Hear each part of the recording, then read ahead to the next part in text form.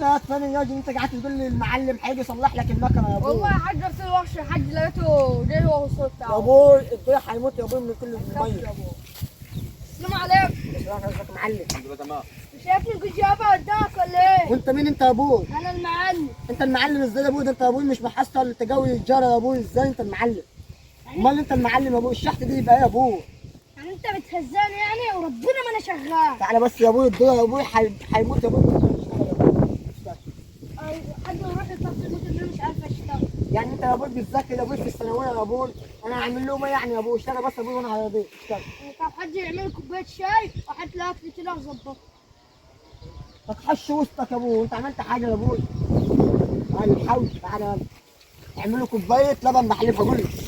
اعمل له كوبايه لبن قول له كوبايه اللبن والبيض حطها في ميه. شوف وش اللي عليك الاول. انت جاي تجيب احنا شباب قلت لك حبه لك هدفع لك الفلوس.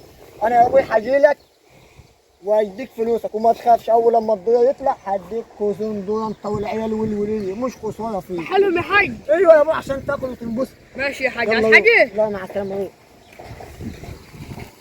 يلا يا ابوي اشتغل يا ابوي، اشتغل تكحش وسط.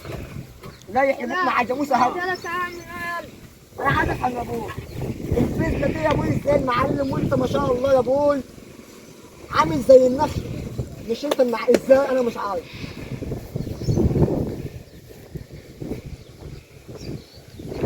اشتغل حلو ده بلبل. اديله في الاساس تكحش وسط. خلصت يا ابوي؟ حبيبتي حاجه ويبدو المكنه لو ما اشتغلت عايز كام يا ابوي؟ 500 جنيه. تاخد 500 عافيتك يا ابوي. ليه؟ وانت عملت ايه؟ ما انت تاخد 500 جنيه، اللي واجب بياخد كام؟ السلام عليكم. جنيه يا ابوي. ايه؟ انا باخد لك يا ابوي بقى طرف الخاص. طب يا ابوي ده كمان المحل بتاعك وانا عباجي اديك فلوس. صدق ده انت ناس وسخه. يلا ده ابويا الحاج جاي هيطير نفسكم.